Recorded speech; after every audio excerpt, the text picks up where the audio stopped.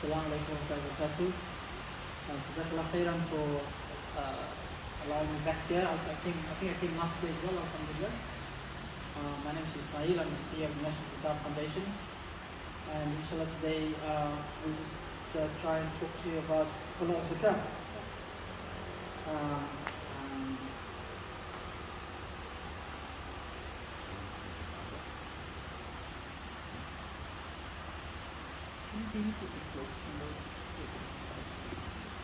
Is that better?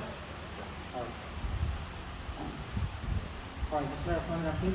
How many pillars do we have in our deen? Five. Five? Sure? Five.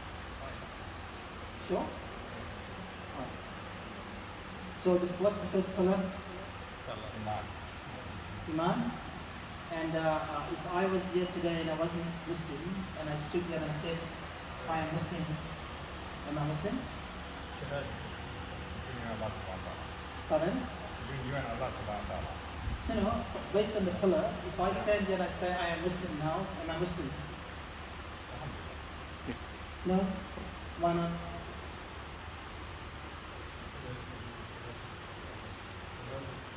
You have to. The specific utterance that you have to say before you can be declared as a Muslim. What's the second pillar? Salah. Salah. How many rakahs did we just pray? 5? 4. What did we pray? Asr, right? Salatul Asr. Could we pray 5? No. Could we pray 6? Could we pray 3? We can only pray 4. Specific rule that Asr is only 4 units to pray, no matter what you want to do, no matter how we look at it, no matter how many disasters are there in the world, we can only pray 4. And even the different prayers have specific times, specific units of prayer that is prescriptive, and that's it. We can't change that. And then we have, what's our fourth pillar? 4. Zakat. Number 4. Zakat. Number 4. Not pray for salah, fasting, zakat. Number 4. Number 4. Fasting. Number 4 is fasting. Ramadan. Fasting. Can we still fast now for Ramadan? No. We fast in the 9th month, right? What time do we start fast is determined. What time we stop fast is determined. What time we break our fast is determined. What breaks our fast is determined. What doesn't break our fast is determined. Can we change any of that? No. What's the fifth pillar? Hajj. Hajj. When is Hajj? 9. Which month? Dhul Hijjah. Which day?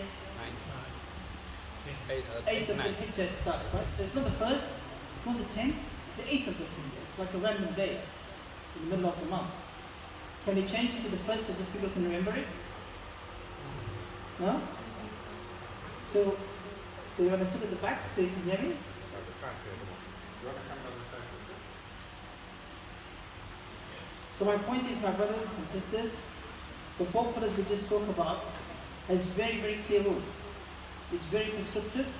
We can't change it, no matter how we look at it, no matter what we wanted to do, no matter what happens in the world, no matter what we think about it, these rules are there. Agreed? Agreed? Alright. What's pillar number 3?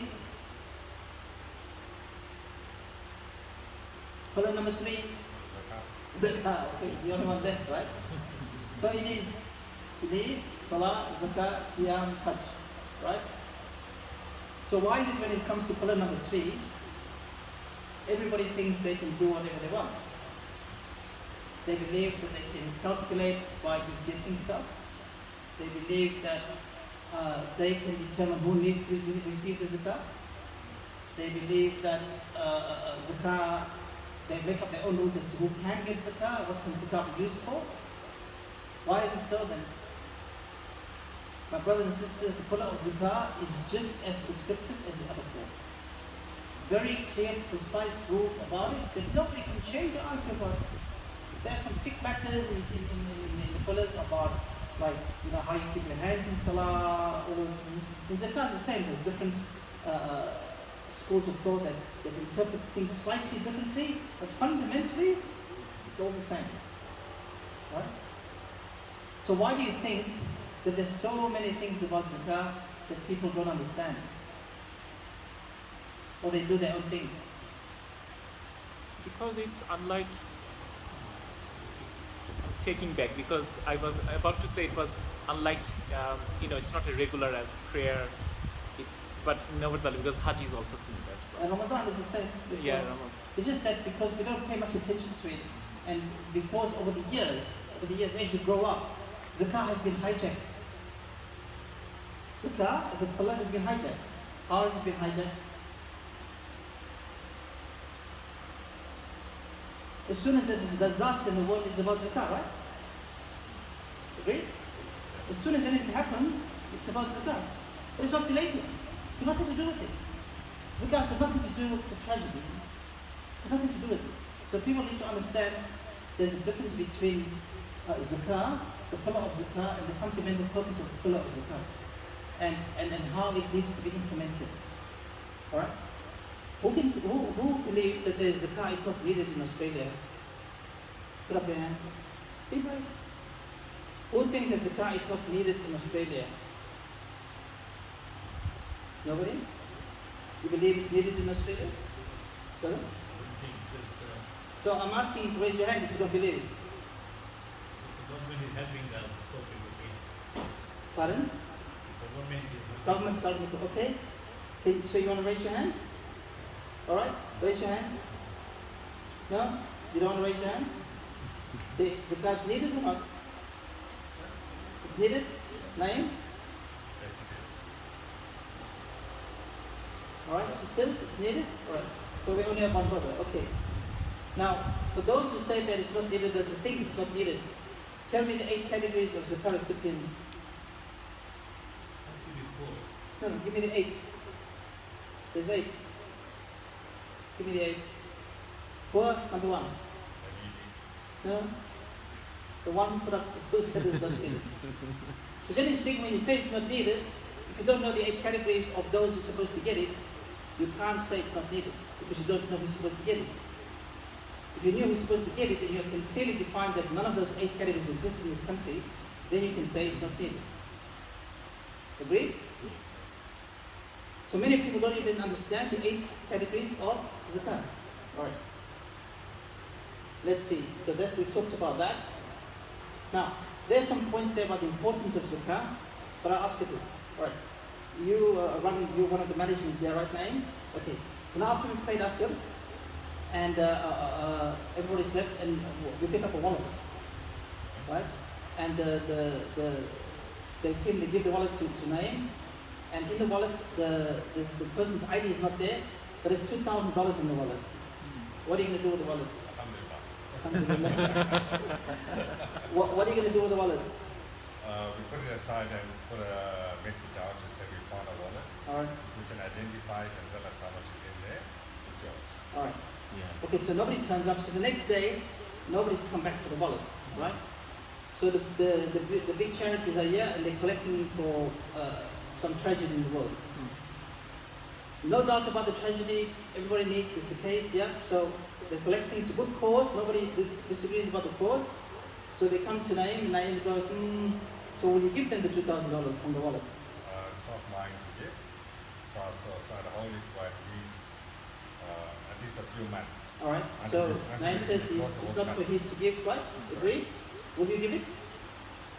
If you had the wallet, would you give it? We have to prove your identity then. No, I'm asking you, if you had the wallet and the charity is collecting money, would you give the $2,000 to the charity?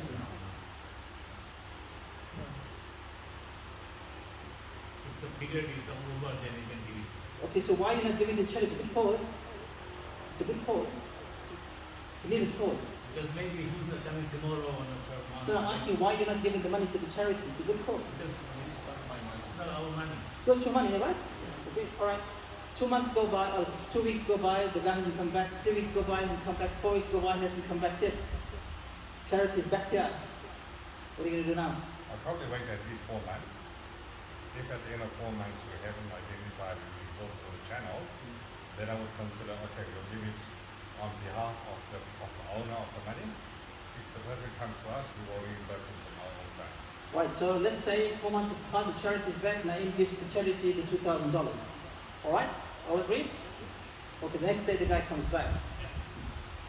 That's okay. He comes to Naeem, We'll explain what's happened. he says, where's my money? Naeem will explain to you what's happened. You said, I give it to a very good cause. But he says, no, I'm not interested in the cause. I need my $2,000. Naeem now needs to go to the treasury and say, we need to give him his $2,000 back. Right? Yeah. So why is that so well understood? What is it about that scenario that you know that that brother actually is the owner of that money? Right? And you are reluctant to hand it out, and you know that if you handed it out, that if he comes back for it, you technically have to give it back to him. Alright? We all agree to that, right? Alright? Sisters? Alright. So in the pillar of zakah, it's the same principle. Fundamentally the same principle. It is not who is poorer or who is needier. It is whose right it is. Sorry? It's whose right it is. Right. Zakah has a right. The owner of the zakah has a right to that zakah. It's not the person that's poorer or the person that's needier. It's whose right it is. So whose right it is it your zakah, brother?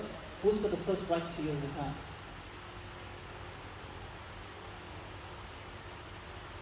Remember, zakah, you need to understand the pillar. Like salah, like fasting, like hajj, you need to understand the fiqh of it. In order to fulfill the pillar properly, you need to understand it. So who's the first right to your zakah? You've been giving zakah for many years. You need to know who's got the first right to your zakah. Poor. The poor? Okay. So relative. Your relatives. Your blood relatives, for those who you are not directly responsible for. Like your wife, your children, parents, you can't give it to them. Can your wife give you zakah? Yes? Wife can give. The wife can give to the husband, but the husband can't give to the wife.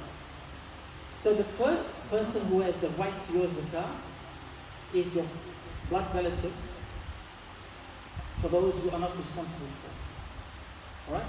Then who's next? This same area or country. Who is it? Right? Neighbor. Those physically closest to you is the next one. And then who after that? So geographically, it goes like that. Right? So those are the people that have the right over your zakah first. So there's nothing to do with who's poorer. People in Africa, there's always going to be poorer. There's always going to be needier people. That's not the fundamental fiqh of the zakah. The zakah is whose right it belongs to. Right? So an example. If this masjid collects zakah, right, and they hand all that zakat to some charity that's like great cause, and a person from the 8 categories walks into the door, it's the same scenario as the wallet. Because it's his right or her right. You have to give them their zakat. It's their right. You have to go and find it. Because you collected it. They came for their right. That is a fundamental shift for people to understand this, and it takes a long time for people to actually agree and understand it. But that's the fiqh of the zakat. All 4 madhab agree on this. So it doesn't matter which madhab you follow, this is the rule. Simple as that. Any questions? I know it's difficult to understand or just grasp, but that is the rule. Alright? Okay, who's the 8 recipients of the zakah? Who's the first one? Poor. The poor, fuqara, and then Yes, same thing. the sakin, the needy. So what's the difference between poor and needy? The fuqara, they have nothing, but the miskin has something, but Not enough. yeah. So that's easy. There's a very easy explanation. The poor basically has no food to eat right now. They have nothing really, right? So in Australia, by Australian standards, it's basically people who have maybe possibly one meal or no meals at all for the day, right? And then the needy is who? Who's the needy? I'll give you some tips of who's the needy. I'll take it. Prophet ﷺ gave two characteristics of the needy. First, he said you will not be able to tell that they're needy. And two, they will not ask you for help. So Allah is the needy. You won't be able to tell that they're needy, and they won't ask you for help. They won't ask you. That's the characteristic of a needy person. So which means any of us here can be a needy person, can fall into this category. Any of us. Right now, people lose their job. They have money from salary to salary. So they basically have no money for the next month. People die. They don't have the $12,000 to bury somebody. They need it. People end up in hospital. They need an operation. They can't work. They don't have enough money for the operation. They're needy. So the needy category is very, very, very, very big, and we have so many of these. I can give you so many examples, but we have limited time, of the needy. Right? So anybody here can be needy. We see people every single day, IT contractors earning $200,000 a year, suddenly out of work. One brother's in hospital right now, won't be able to work for the rest of his life, etc. So this is needy, right? The third, amilin alayha, those who work in the zakat, right? So this is a big subject. As a matter of fact, the 8 categories, we have 30 slides just on this, to deep dive this if you want. But we don't have the time today for that. But this particular 8 categories, there's a lot of discussion, there's a lot of big rulings around it, but I'm just giving you the very basic and high level, right? So, amilin alayha, for those who are working in the zakat, right? If you have any questions about these, we can cover them off, but just so you know. Mala for those being the hearts together. This is generally referred to as those whoever that come to the deen, or anybody that's leaning towards coming to Islam, that's interested in Islam, that they show they want, you can actually give them zakat towards that. To free a slave, right? People talk about slavery. Is there slavery today? Do we have slavery today? No. Of course we do. Everybody says no. I don't know which part of the world we live in, but Australia itself has a law called modern slavery. They have a law against modern slavery, right? So modern slavery just means slavery in today's context. So slavery does exist. They traffic women, they traffic children, they traffic people. It's all slavery, right? It's the same concept in some countries. Now in Australia, they have this, we just don't know about it. But Australia has a law against this. It's modern slavery. For those in debt, did you realize that for the person in debt is actually a category of zakat by themselves? But that doesn't mean you can pay your mortgage off, or you can pay, right? It just means that for those who are in debt, for whatever reason, halal debt, that they got themselves into. Who can give me a quick example of somebody who can get themselves into debt just quickly, like that, without overnight? Somebody dies in their family, they can't afford it, they need to borrow money, $12,000 to bury the person, right? So they borrow from uncle. Uncle says, okay, can you give it back to me in a couple of weeks? Yep. Uncle needs the money. You don't have the money. He needs his money back. All of those things happen all the time. And by the way, nobody's going to bury you until you pay. Until you pay, nobody's going to bury you.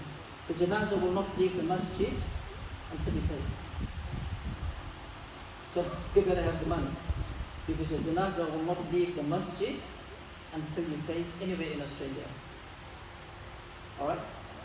Something interesting to know. Fi sabilillah, for those fighting in the cause of Allah. So this, the traditional understanding of this, or the fiqh ruling, is about those fighting jihad in Allah's path. So now today, fi sabilillah means what? It means for Allah's sake, for Allah's cause. So if Allah wanted this to be this wide, it means why would Allah then create 8 categories? This fi sabilillah is restricted inside these 8 categories, which means it has a restricted meaning to basically protecting, fighting for the deen. Alright? One of the fundamental principles of zakat is that it must go to a person.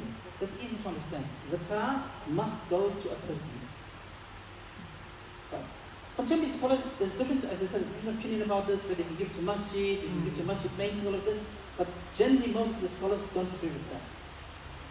And then the last one is ibn sabil, which is the stranded traveler, the wayfarer. What's a stranded traveler? Anyone might be rich, but he lost. So somebody has come to Australia as an example, on holiday on his visa, and COVID, we had many of this, the brothers came, or sisters came to do their visa, and then COVID shut them down, they couldn't leave the country. We had one brother who was here for at least a year and a half, right? You couldn't go. Or somebody lost their passport or lost their money, they even sabil, right? So any of these categories, these people can walk into the door any day, and then you have to give them their money. Sisters, your wife there, do you pay the zakat for her? To pay the whole family together. You prepare the whole family together? You do it or you do it together? We do it together. You do it together, alhamdulillah. Anybody else? Do you do your own zakat, sisters? Do you do your own zakat? Do you calculate your zakat? Your husband does it. Alright. Is your husband here? Yeah. You do her zakat? Alright. Anybody else? Is she involved when you do the zakat or not? Does she get involved when you do the zakat? Yeah. Does she tell you what to calculate and everything? We do calculate together. Together. Okay. Does she tell you about the money she's hiding or not? No, she doesn't have any hidden money. No. You sure? Yeah, sure, 100%. That hidden money the sisters have, you know, and also that bangle. She doesn't know her money. Oh, I am that bangle that you think is only one bangle is actually not the same bangle you see all the time. So you've got to make sure that they give you all the right stuff. All right. The important thing is, sister, you have to calculate your own zakah and pay your own zakah because it's actually a pillar of Islam. It's a pillar. You have to implement the pillar yourself. When Prophet ﷺ asked Aisha about the ring she had, he said, "Did you pay zakah on it?" So it's an act of ibadah. Like the husbands don't make salah for you, they don't fast for you, they don't go for hajj for you. So why would they pay you zakat? You have to implement this pillar yourself. Now you can calculate together as long as it's done, they have an understanding of what's happening, they understand how it's done, they calculate with you so they get the reward of this pillar as well. Right? Very important for the sisters. So there's all of the points that I raised there. So I help my wife to calculate her zakat, and then whatever the zakat is payable on her portion, Yeah. I'll gift it to her, and she pays the zakat from there. Is that allowed? You gift her the money, or you mean you pay the zakat on her behalf? Correct, that's Yeah, right. that's But fine. I pay the zakat for my money. Yeah, that's right. So that's like a generous husband, right? Like this is like, but if I show you something now, I guess it's the same. Technically, it's the same. But why do you do that? May I ask you? Let's say a zakat is assets is 10,000 total, so you have to pay $250 on her 10,000, right? So you're paying the $250 from your money, right, for her zakat, right? Why do you do that? What hers is a saving. She doesn't have regular income coming in, and I just feel that if she had to deplete that, she'd be a bit upset about that. So then I basically paid on her behalf. So the brother's saying that she's got 10,000. We just example. We don't know if she's got 10,000. This is just an example. So she's got $10,000, and if she pays it $250, she would deplete it by $250, so she'll have $9,750, right? Agreed? Oh, good. We're gonna come back to that in a sec. So during COVID, how many of you took $10,000 from your super? Anybody take money from their super during COVID? No? All right. We won't go there then. We'll time it. I'll come back to that one. Zakah is mentioned 32 times in the Quran, 28 times with Salah. So this is basically just a definition of Zakah. So the first one is about the 5 pillars. The second one is one of the ayat about Zakah, and it says in Surah Tawbah, خُذْ مِنْ أَمْوَالِكُمْ صَدَقَاتٍ. Take, O Muhammad, take. It doesn't say suggest, advise, ask, recommend. It says take. So it's a very strong instruction to take the zakat from the people. Alright? So, coming back to Naeem's example. So is $10,000 more or less than 9,750? It's more? It's more? Particular years? It's more. All right. So and Naeem used a critical word. They used the word depleted, which means it's reduced it by $250. All right.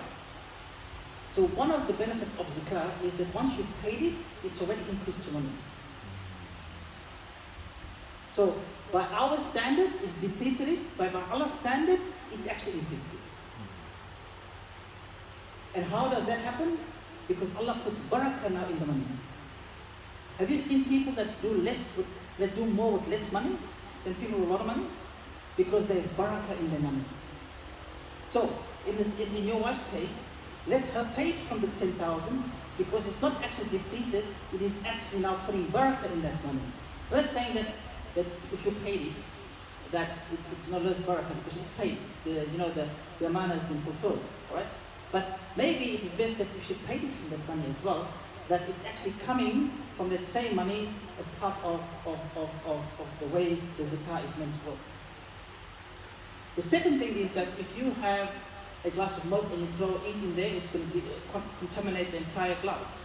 The second pillar and second meaning of zakah is to purify your money. So out of the 10,000, once you take out the 250, you put the barakah in it and you purify it. Rasulullah said any money that has zakah in it, that has not been paid, has contaminated all the money. So in this instance, it has been paid. Right? It has been paid. So people who fear that they're going to have less because they pay zakah, don't be, because Allah will put more money, barakah in it, and it has purified your money. So you will want to pay zakah. You got to say, I want to pay it. You got to find reasons to pay it and not reasons not to pay it. All right. Okay, quickly, Prophet Ismail was also given zakah as a pillar or as an instruction. The Bani Israel, the Yahudis, was given zakah. Prophet Yaqub and Prophet Ishaq was given zakah as a pillar of theirs. The giving of zakah and the worshippers of us. Right. And who do you think is next? Ibrahim. Isa alayhi salam was given zakah. So the Jews and the Christians and the Muslims have this pillar. How they implement it, how it's done, I don't know, but this is them. Alright? So, my brothers and sisters, this is one of the most important hadith in relation to this subject. Right? So, Prophet ﷺ sends Mu'adh. Everybody know Mu'adh? Mu'adh ibn Jabal? This is one of the most beloved companions of the Prophet ﷺ. Prophet ﷺ loved him very much. Prophet ﷺ says, Ya Mu'adh, I'm sending you to Yemen, to amongst the people of the book. I'm sending you to Yemen, to amongst the people of the book. So I'm sending you to non-Muslims. He said, did Mu'adh say, no, Prophet, I love you, I will stay here with you? He meant, there's so many lessons in this hadith about so many things besides the zakah that we need to take this hadith and really explore it. About dawah, how we should do. Today you just ask the sheikh or the imam or the da'i to come from this place to this place, come and read for us, come and do khutbah from us, come and give us, it's too far. It's too far. Right? We become lazy. We need to learn from what? So Mu'adh and Prophet ﷺ is walking past the masjid, the area of the masjid, and Prophet ﷺ says to Mu'adh, perhaps when you come back, you will not find me. He's even reminding Mu'adh, by the time you come back, I'll come. Now, did you think Mu'adh changed his mind? No, khalas. So Mu'adh goes. He says to him, Ya Mu'adh, call them to testify there is no God but Allah and I'm the messenger of Allah. If they accept that, then teach them that Allah has obligated 5 prayers in each day and night. So first, pillar 1. If they accept that, pillar 2. If they accept that, then teach them that Allah has obligated charity to be taken from their rich, be given to their poor. Right? So this is the rule. This is the Sahih. Right? Now, Mu'adh can take from their rich to give to their poor. Okay, so what happens now? Prophet ﷺ passes away. Mu'adh still in Yemen. Abu Bakr takes over as the Khalifa and he's there for 3 years. 3 years. Remember? 3 years, right? 2 years, 2 months. 2 years. Okay. Mu'adh is still in Yemen. Abu Bakr passes away. Umar al-Khattab takes over. He's not the Khalifa. Mu'adh still in Yemen. It's not clear exactly how far in the reign of Umar al-Khattab. Mu'adh sends some of the money back to Medina, the zakah back to Medina. Umar then challenges him and says, Ya Mu'adh, why are you sending the zakah back to Medina? Mu'adh says, no, I have fulfilled all of the needs in Yemen, I'm sending my left, what's extra. The following year, Mu'adh sends half the money back to Medina. Umar al-Khattab asks him the same thing, same answer. The following year, so the 3rd year, it's approximately 6 to 8 years in duration. Mu'adh sends all the zakah back to Medina. So, in the space of this time, Mu'adh takes the people from Yemen, from disbelief, to one of the most prosperous people of the time, by using the pillar of zakah, implemented correctly. Right? Okay. When did Islam come to Australia?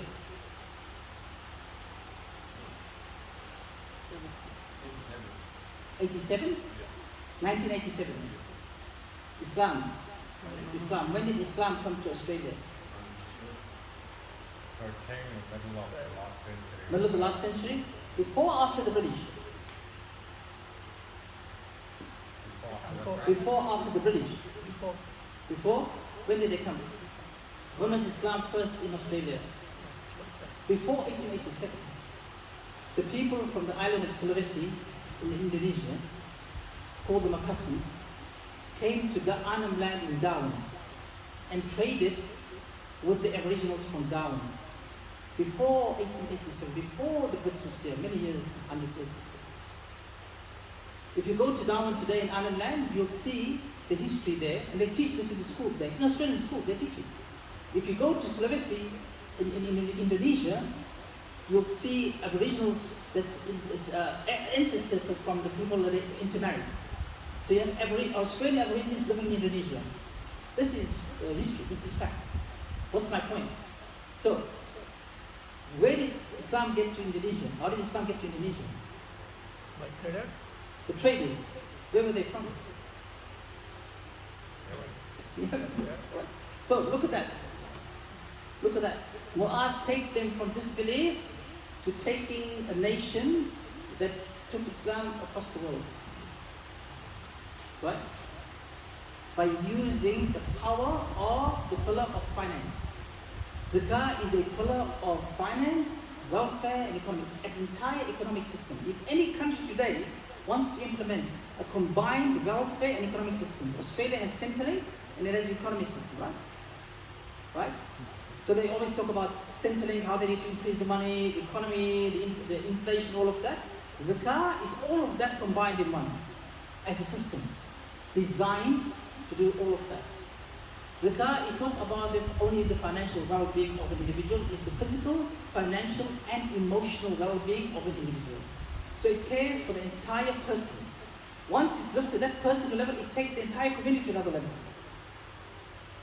So in Australia, as an example, where mashallah, a lot of services, a lot of people with a lot of money, as an example, why can't we take the Australian Muslim community to a level like Mu'adh did to the Yemen? It's not impossible, it's done. Allah has already told us we are the best of nations. We already have the certificate to say we are the best of nations. We just need to implement it. We just need to believe it. We need to be crazy enough to believe we can do this. So we can take the pillar of zakah, utilized correctly, implemented correctly, to take the Australian Muslim community to a level where every other person will want to say, I want to be part of these guys. I want to be a Muslim. I want to be part of them. How much money do you think is collected every year in Australia for zakat? By everybody together. Have a guess. Approximately. You should know this. You're giving your zakat. You should be aware of where my money is going, how much is collecting, where is it going, what's happening with my money, right? Because it is a pillar that you do. If you come to the masjid here, you don't know what's happening in this masjid, you'll ask, hey guys, the masjid looks disorganized, one salat time, you see the times there, it's all organized, all structured. Ramadan, iftar is structured, we have Hajj programs, it's come. Why is zakat? Nobody cares. Nobody knows where the money is going, nobody knows who's collecting, nobody knows how much is being collected. Why? It's your amana. When you give the zakat, you have to know that that person that you gave it to will distribute this properly. You need to know where it's going. It's part of the pillar. So how much is collected in Australia every year, approximately? I may guess 5 billion. 5 billion? Oh, mashallah. Not that much. No, not that. But 5 billion, alhamdulillah, we can take over the whole country tomorrow. Nowhere near the... A million? Couple of million. Couple of million is 2. Couple of million? Yeah, kind of. 2 million? Yeah. Actually more than that. More than that? Maybe 5? maybe 10? 10. 10 million, sisters? How much do you think? Approximately. 10 million? 5 million? We, as an organization, one of the youngest, we collect about 2.5 million. Just us. We are the smallest in the scheme of things. In Australia, on average, every Ramadan, over $80 million of zakat is collected. 80 million. Go to the ACNC website and go and have a look. 18 or 80? 80. 80. Almost. 80. And that is only what's official, besides the people that's paying zakat to their families that nobody knows about. So let's say it's another 3 times at least. another 10 million. So 90 million of zakat. Now imagine what we could do if you gave us $40 million of zakat in this country. To take this community, so you won't need car insurance, you won't need medical insurance, you won't need any of that, because if you need help as a needy category, we'll be able to help you. I was in Curtin University last week, and there was all the students there, and I said, okay, how do you think we will be able to help you immediately in your life if we had that kind of money? When they finish their degree, what's the first thing they're bound with? A debt. Right? When they come out of it, the first thing they have is a big debt on their shoulder. Now, we still are discussing whether the hex debt is a category or not, but let's start and say it was, right? Or it is. Then we could get the person on their life. There's so many things we could do. We don't have enough money to do what we need to do. All right. Any questions? So just a warning, this is for those who don't pay. Allah warns you that on the day of judgment, you will be punished. Especially, it talks here about who hoard gold and silver. Who hoard gold and silver.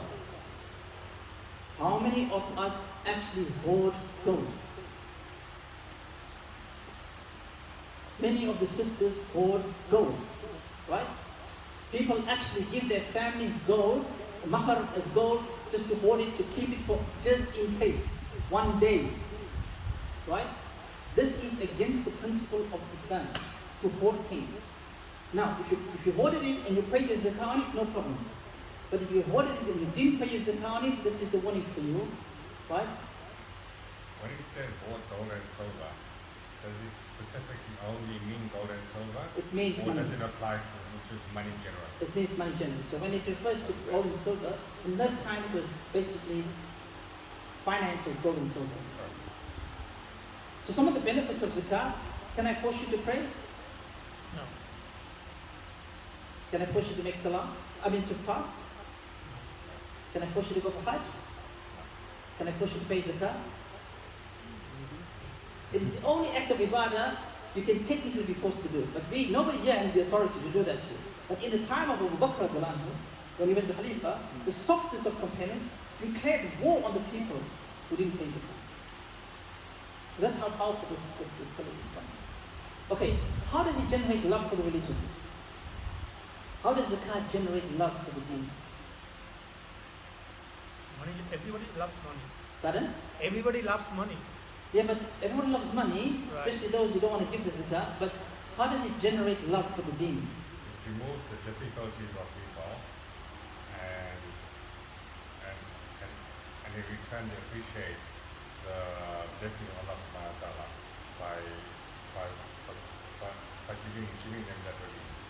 Okay, so they appreciate the blessings of Allah, and how do they know this is the blessings of Allah? When the zakat is given to them, they understand that this comes, it's one of the pillars of Islam, and that money has been collected in the name of Allah subhanahu wa ta'ala. So you raise a very good point. So, question always comes up, do I tell somebody this is zakat I'm giving them? Yeah. Right? So what did he just say? What did Naim just say? That tells you that the person that receives it should know that it's zakat you're giving them. Why? Two things. One, if the person knows it's zakat and they know they're not eligible, they won't accept it. So if you think about the wisdom of our deen, The pillars, we all should know back to front. You should know whether you're zakat eligible or not. So let's say the brother is needy, or he feels he's in a problem. And I said, look, we've got some zakah money, I can give it to you. And he goes, no. According to my understanding, my knowledge of how zakah is calculated, the nisab, no, I don't qualify. You with me? Now, let's say the brother does qualify. So let's say me, Naeem gives me a very special gift, right? So the gift is a really nice gift, and it's something that I feel like he's put some really much thought in it because it's something I really wanted, and it's quite expensive, right? So now I think, mashallah, a lot of thought, it's quite expensive. So how do you think my relationship or my thought process or my feelings is towards Naeem now? Softer, better, different, right? This is what somebody says, give gifts as a means of them. So when it comes to zakah, as Naeem so well explained there, that when the person gets it, they realize this is from Allah and this is from the deen, and that's what keeps that love and generates of the deen.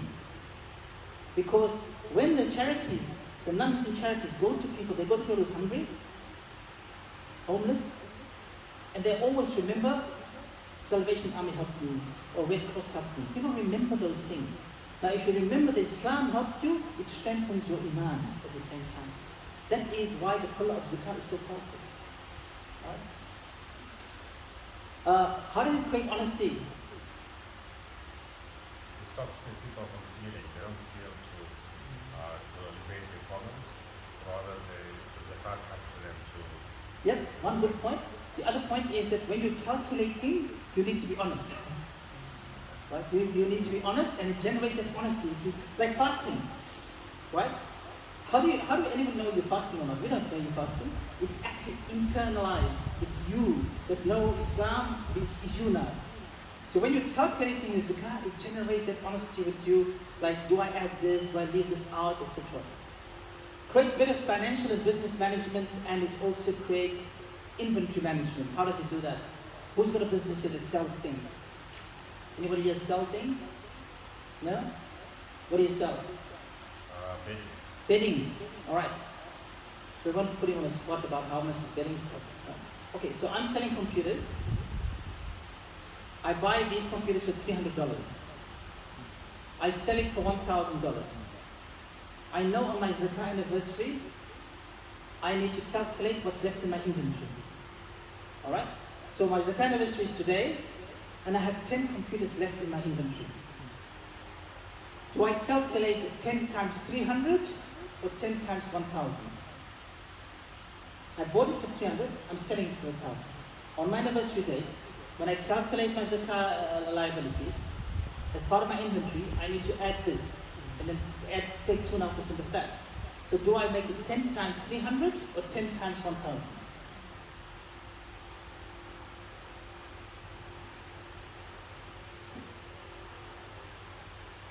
Sefer is 10,000. 10 times 1,000? 1,000, yeah. Why? Because this much of asset I'm selling anyway. This much asset is with me. I mean, it's worth 1,000. Okay, 1,000. 1,000 or 300? I would say that it's worth 1,000 if you can sell it for 1,000. What if market price is in volatility? You never know. That. So I'm asking you, is it 300 or 1,000? I would go for 300 because that's the absolute truth. Okay. That was the 300 I paid. 300 or 1,000? It's okay to say you don't know. 300? What do you think?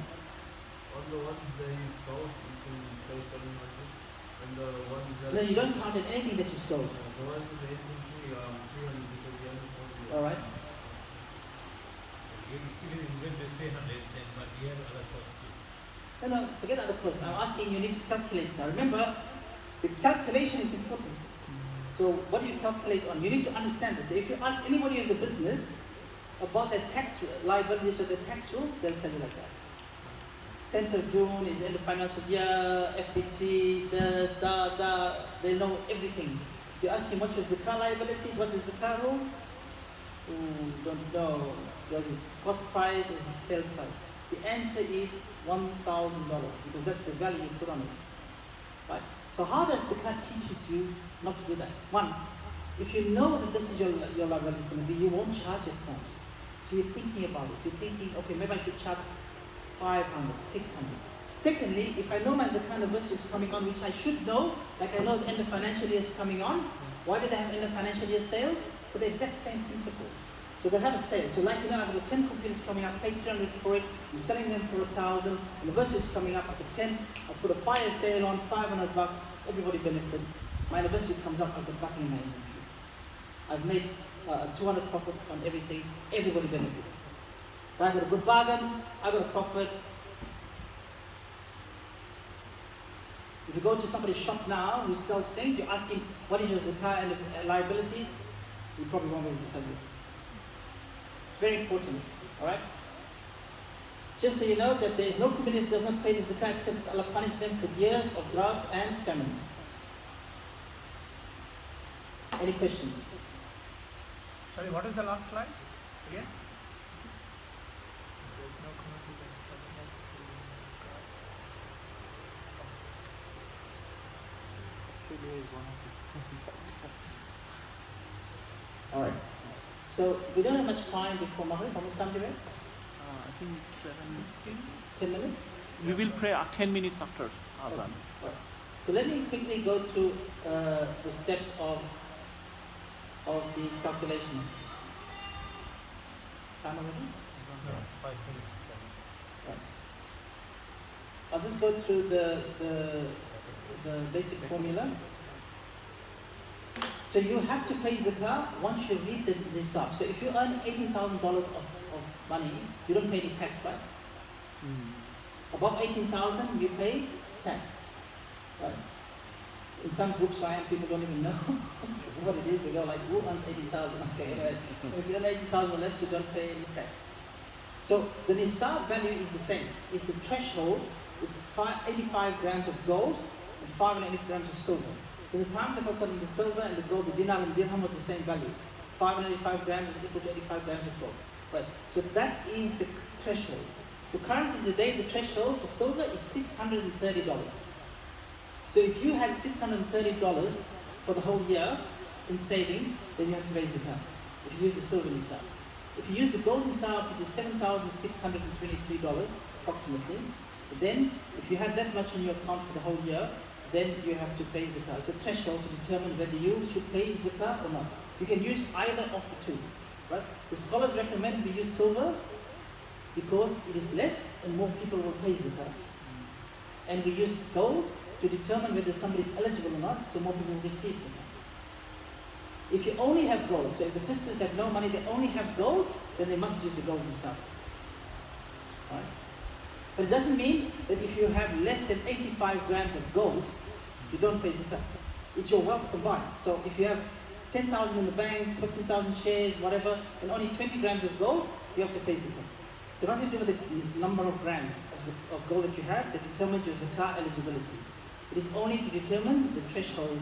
You must have the zakat, you must have the money for 1 year, right?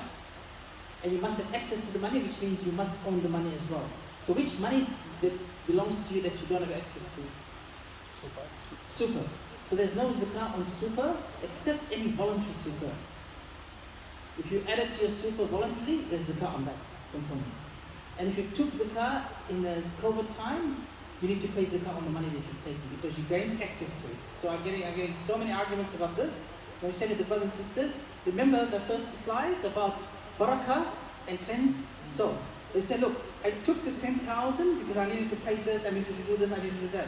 They said, it's nothing to do with what you needed to do. The fact that you suddenly got access to that money now meant zakat is due immediately on it. So if you turn 65 tomorrow, zakat is immediately due on your super. You don't have, it's not a year. Now, everything else waits a year. Right? So let's say, who's got a zakat anniversary? Who's got a zakat anniversary? Only one? What do you mean by zakat? Do you have a zakat anniversary? What date is it? Every Ramadan 27. 27? I'm also last week, somewhere. Last week? Last week of Ramadan. Sorry, what was the question? What day is your zakat anniversary? Zakat. Like last time, when was the last time you paid? What date? So roughly a year ending is Roughly 1 year ago. Yeah. No, what date? In Ramadan? Ramadan, The the third third week, Ramadan. fourth week, yeah, something. Ramadan, which day in Ramadan? First of Ramadan. First of Ramadan? Hey? Probably about the fourth or Ramadan. Anybody else? Actually, every 2 months overseas. Okay. I'm not working. Okay, you're not working? Alright. So basically, you have to have a specific date. You can't have maybe a year in between 1 week, last week. You've got to have 10th of Ramadan, 1st of Ramadan, 27th of Ramadan. It's got to have specific date and time of that, right?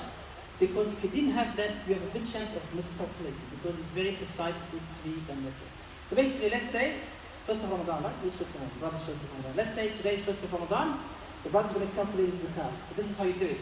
All the money he has in the bank, all the money he has in his wallet, all the money he has on his pillow, all the money he's hiding from his wife, all of that is all added up. All the shares he owns, all the other gold and silver that he has, calculates that into money, right? So he's got $20,000 worth of assets, right? And then he's allowed to deduct liabilities. He can deduct, there's 3 opinions on this.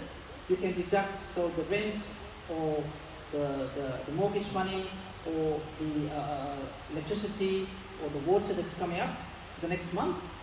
So let's say the 21,000, his deductibles is 1,000, he's now ended up with $20,000, and that's 2.5% of the $20,000. As simple as that. One second. Did you just say 1 month of mortgage? Yes.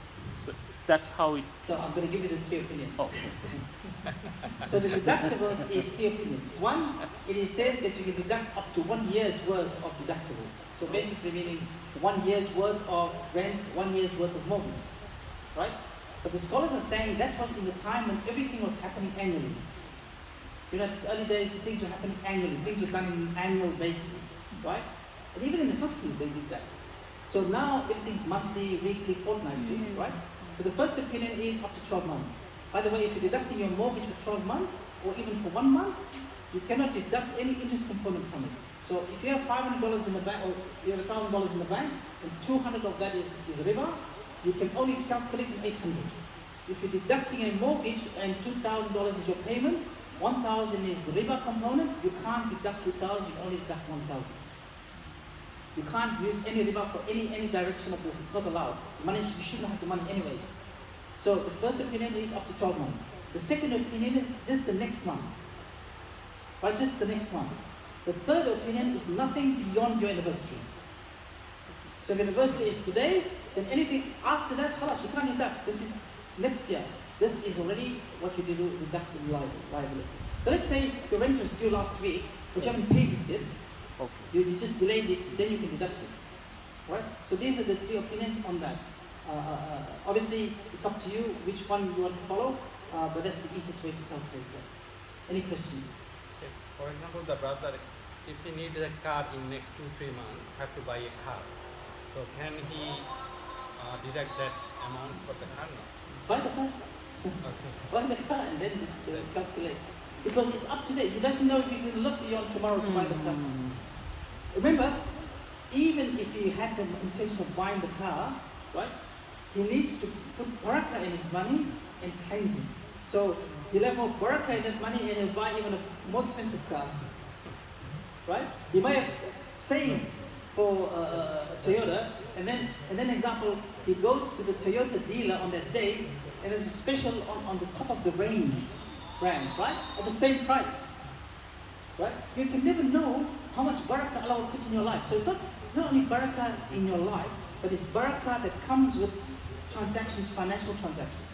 Because this money, you felt, oh, if I save this money, I'll be able to buy this car. Right? So I'm not going to pay my zakat on it because I want this car. Right? Now you say, oh, look, I'd rather pay my zakat, put the barakah in the money. Then Allah gives you even a better car with the same money. You know, I've seen some of these things that I'm talking about in real life. I've seen this in family members, how this works. This, I've got a question about mortgages. Because this is a commonplace that I find when I'm talking to people. someone's got a variable loan, Yep. let's say 150,000, Yep. and he's got to offset account, Yeah. and in the offset account, The answer is yes. 40,000. The answer is yes. The answer is yes. Any money offset, withdraw, any money that belongs to you is zakatable. There is no argument about this. I've checked this out so many times about how the offset works. The brother says it doesn't belong to me. Even last night the brothers were arguing and said, brothers, let me ask you this. If tomorrow you needed a major operation, it's going to cost you 100K. Can you take the money from the offset account? Yes. Can you take the money from the withdraw account? Yes. One brother said, I took a loan from the bank, $40,000 loan. But it's not my money, it's the bank's money. I said, where is the 40,000? He said, it's in his account. I said, so how's it the bank's money if it's in your account? I said, it's a loan from the bank. I said, okay, if you needed to have an operation tomorrow, can you use this 40,000 to pay for it? He said, yes. I said, it's your money. But he wasn't convinced that it was his money. Some people just don't. Anything that you have access to that you can utilize for yourself means it belongs to you. Ownership. It's your ownership, right? Could we will pray inshallah at 7:20 Maghrib. Okay. So Alright, maybe I'll finish. another I'll 2-3 finish. minutes and Alright. then Any questions? So quickly, when you calculate your zakah, on the day of anniversary, you calculate on the amount the scholars recommend that's in your account on that day. on that day. So even if you didn't have all of that for a whole year, so it may have fluctuated, you count on the money that's in your account on that day. That's the easiest way to do it. Or you can do the highest amount that you had for the year. That's even better. Or you can do the amount that you had for the whole year only. And But that how means do we calculate? you have to pay zakat almost monthly because the money then moves, Yeah, right? yeah. The anniversary moves on the money. Could you repeat those please? If you pay, say, 630, right, as the money that you had for the whole year, then the $50, the 680, there's a $50 variance there. Then when the $50 takes its anniversary 12 months, and you have to pay the zakat on the $50. So it's better to pay on the amount you have in your account on that day. But let's say you have $10,000 in your account today, right? But somebody suddenly gives you a gift, or you get an inheritance, or you got some bonus from work. Do you have to pay it on that, or can you wait for a year now with that money? Usually most people would say you have to wait a year. Yeah, you can wait for a year on any money that's not normal, not natural that comes to you. Like something unusual happens to you. Like Naeem is really kind, he sold a lot of bidding and he gave me a gift of $5,000, right? It's not something that normally happens to me, but alhamdulillah, he's given it to me. So if it's my anniversary today, I don't need to add it. I can add it and wait the whole year. And if I spend it in that year, I don't need to pay anything. Or if I sold my car Yeah, and I got yeah, $30,000 yes, for it. yes, yeah. That's a good example, very good example. Sorry, can you repeat this one? If he sold his car, so like his anniversary is today, so he was selling his car and it was on the market for a while. And suddenly, on the day of his anniversary, he sells it. So he gets $30,000 for his car, right? He can wait a whole year to pay on that $30,000. So you If he minus. gets on that day. Yeah. If he gets before, If he gets before, it doesn't matter. Either way, he has to wait a year to pay on that if he still has it, if he hasn't spent it. So the principle is that your car isn't zakatable. if The car that you use every day is running around. Your house, your car, that's But- zakat. the but same when thing you happened to convert me, it, like I sold my house. Yeah, So, but I'm renting now. yeah. So I have some cash. So let's say you have $50,000 in your bank account, right? So you can wait a whole year for that money, but you need to know when the year is. So now it's different from your normal anniversary. So if your normal anniversary is 1st of Ramadan, you've got this $50,000 in the 1st of Sha'ban as an Yes, example. yes, yes. The next year, 1st of Sha'ban, you have to pay.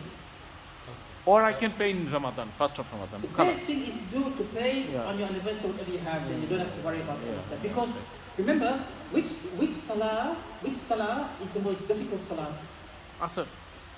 Why did we say Asr? Fajr. Further. Fajr. Which salah moves the most in time? Fajr. Fajr. So Allah tells you, you can see the wisdom in it, right? That Fajr is so hard, but the time keeps moving. Because Allah says you can't go to bed and assume your alarm clock is set. You need to check, hey, what time is Fajr tomorrow? Hey, I need to adjust it. What time is Fajr tomorrow? I need to adjust it. So your entire life revolves around checking what time is Fajr. For your salah, zakah is a similar principle. Your life needs to revolve around your finances. Whatever you get money, you get this money, okay, what's my zakah? Is it zakatable? My anniversary, da da da da. All of that needs to be part of your life because it comes to money. and Allah's obligation towards money. That's how we need to think about it, right? So the brother's paying monthly to his family. He needs to make sure that on his anniversary that he's paid enough, right? You're paying forward or you're paying backward? You're paying forward. Forward. Right? As long as you're paying forward, so when he comes to his anniversary, let's say he paid $10,000 forward, and his anniversary is 1st of Ramadan. On 1st of Ramadan, he needs to still calculate his zakah to make sure he's paid enough. You with me? Like salah, zakah is supposed to be in our life every single day.